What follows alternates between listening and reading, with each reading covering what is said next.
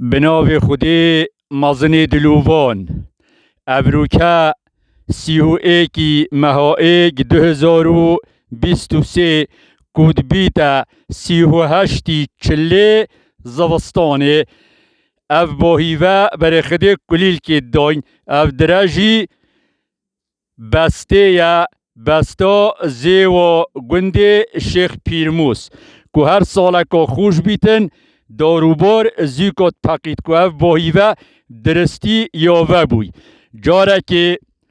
قادر طهر خانه یه هستم پیر که خودی جه رازی بیت نمایه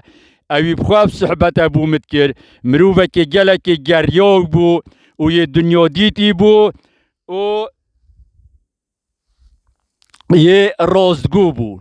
اوی بخواب صحبت ابو متکر گوت جاره که عمل برپازی بوین بن گندی دال بن گندی هستم پیر که گوت کفی تهنداف صبنای بن گندی وان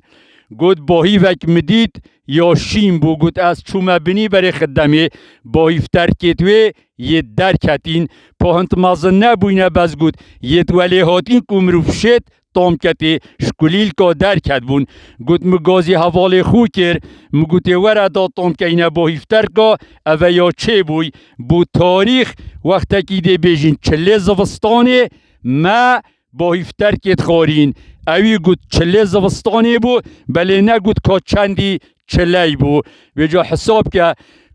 چله زوستانه و باهیفتر چه ببن ویجا گلک سال حساب خوشی در باز بن دارو بارزید پقید والحمد لله رب العالمین.